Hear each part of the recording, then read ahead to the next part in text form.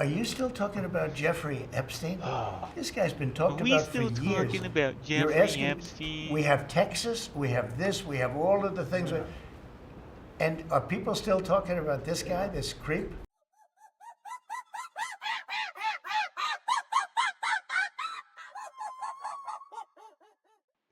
Yes. Yes, we are. Motherfuckers, dude. All of them. Fucking pieces of shit. Yes, no. Why are we not talking about the files?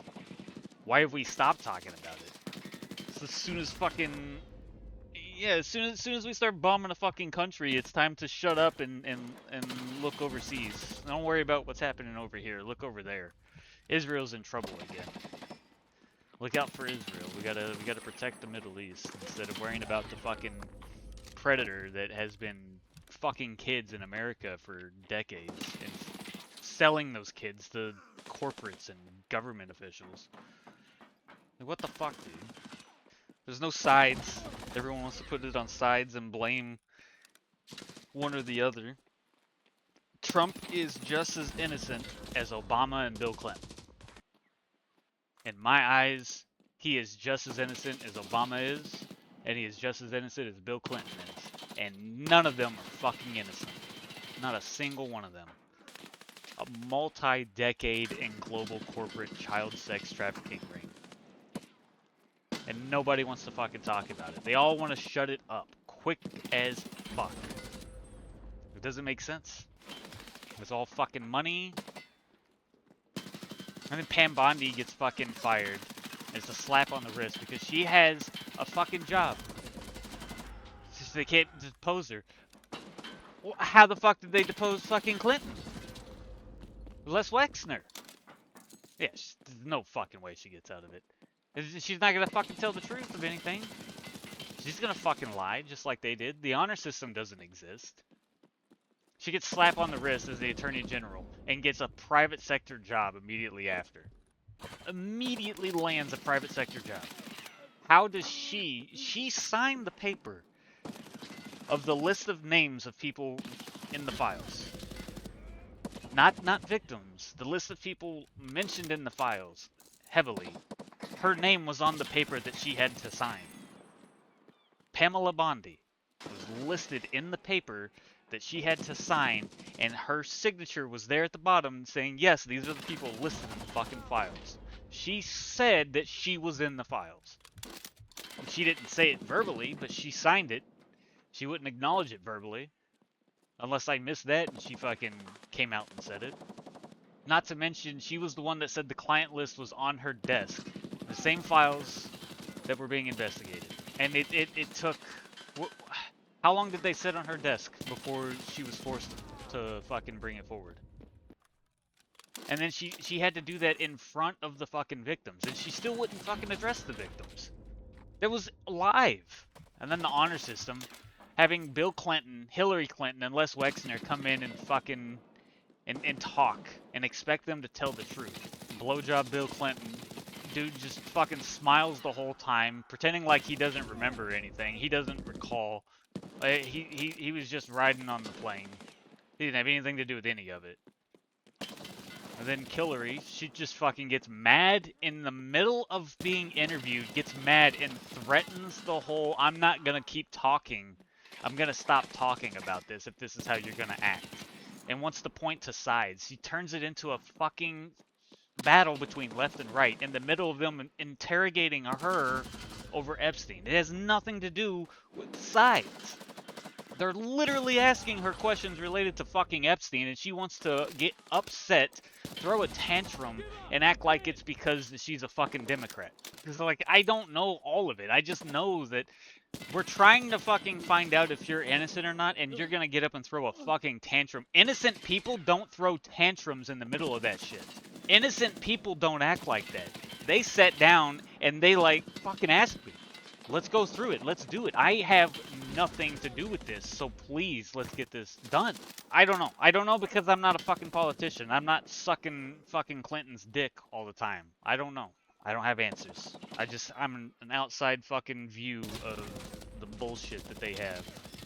And then you got fucking Les Wexner, who looks like a soggy bag of fucking milk. He was conned. this is what he said. He was conned by the world Olympic all-time con artist. And his lawyer is threatening to kill him on camera. Jokingly or not, that dude literally grabbed him and said that on camera. That's not a fucking joke.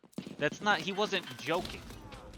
They were on the verge of fucking collapsing right there on the spot because of that fucking dude not being able to keep his mouth shut because he's too goddamn old. And then we get to fucking ranch. Why is this the least fucking talked about thing? Immediately. Wasn't it like immediately when he was fucking arrested, the ranch was sold? 2019, following Epstein's death, New Mexico Land Commissioner Stephanie Garcia Richards cancels grazing leases for the ranch after her office is denied access for inspections. And the same year, New Mexico investigation into the ranch is closed at the request of federal prosecutors. And in 2019, late, an anonymous email sent to radio host Eddie Aragon alleges to be from a former employee demanding 1 Bitcoin for videos of abuse and the location of 2 girls buried at the ranch. The tip is forwarded to the FBI. 2023, Epstein's estate sells the Zorro Ranch. December 25 to February 26, newly released files and documents reveal details about Epstein's network and routine abuse, sparking renewed public scrutiny. February of 26, New Mexico House passed a bill to create the Epstein Truth Commission to investigate activities at the ranch. February 19th, the Attorney General of New Mexico announces reopening of the investigation at the ranch. And March 10th, the Department of Justice of New Mexico investigators begin a physical search of the Zorro Ranch, cooperating with the new owners. The new owner post-search through a spokesperson indicates the property will be used as the Christian retreat. How many fucking years has it been since his death? And now, in 2026, we're going to go to the ranch that has been sold and renovated and being converted into a Christian retreat. We're going to go there and look for evidence of the crimes. But the whole fucking thing has been renovated. And the FBI received the tip in 2019. That in itself is fucking ridiculous. How long have they had the files before they released them to us? Halfway released them to us the first time, and then halfway released them to us the second time, and then halfway released them to us the third time. And only half of the files. And then how long has this shit been going on with the fucking ranch? They renovated the fucking ranch. An FBI tip over missing girls being buried at this ranch, and this ranch was allowed to be renovated. That doesn't make sense to me. That makes no fucking sense. What else? What was it? The fucking Bill Clinton Epstein birthday letter. I've seen the Donald Trump one with the fucking female figure outline. There we go. Happy 50th. It's reassuring, isn't it, to have lived so long across all the years of learning and knowing, adventures and question mark, and still to have your childlike curiosity, the desire to make a difference, and the solace of friends. Bill Clinton. 100% a part of it. Guilty. All of them. Both Clintons. Trump, Obama, fucking Bush. Both Bushes. Both Bushes are fucking dirty. You can't convince me that the entire fucking system hasn't been rigged for decades. Let's see, the New Mexico finally launched a Truth Commission in February 2026, but by then the ranch had already been sold to a Trump Republican family and renovated. They found photos of a room with a dentist chair and a massive underground bunker, but the physical evidence is gone. They waited 7 years to look. They waited 7 years. 7 years. You know how quickly people can destroy and rebuild something? In a fucking day. If you got the right team, you can build an entire fucking house in 1 day. It does not take that much. It's the right cooperation and motivation. You can get fucking anything done in a matter of a day. It took them 7 years to investigate this ranch. What else do we got? I'm not saying Trump isn't fucking evil. So, I don't believe that this is a Republican driven thing or a Democrat driven thing. I think that the Republican and Democrat side story is just a fucking story that has been told over and over again because it works, because it is so driven into the American way of life for us to pick left or right, to have an internal competition to make us feel better about ourselves and distract ourselves from what they're actually fucking doing, which is funneling all of our fucking money, giving us fattening fucking foods, putting chemicals in shit that are giving us smaller fucking penises. Why is it so easy to get distracted and to fucking forget this shit and to move on? It is way too fucking disgusting to just forget. I can't fucking stop remembering this shit. And other people are just able to move on. Pretend like it didn't happen. As soon as they hear about a fucking bomb being dropped on another country, it's like, oh, let's worry about them instead of the fucking kids in our own country that are being siphoned to the leaders of those countries that are bombing each other. The honor system doesn't exist. It doesn't fucking work. We just, every 4 years, we blame the person in the chair instead of looking at the people controlling the person in the chair. It doesn't fucking matter. It goes so far back. I don't believe that we have had a legitimate fucking leader in this country since George Washington. And he didn't even fucking want the goddamn rule. What else we got? The victims. The victims that were mentioned in the files, right? Their information was fucking leaked, but all the corporate assholes got their fucking names accidentally redacted, including Les Wexner, who was the FBI's listed co-conspirator with Jeffrey Epstein, equal in allegation, yet that man has received no punishment. And this is assuming that Jeffrey Epstein is even fucking dead right now. Never mind the fact that the suicide itself sounds so fucking far-fetched with the missing video footage that didn't happen, that didn't exist, that turned out to be a malfunction, and then the guard's sleeping.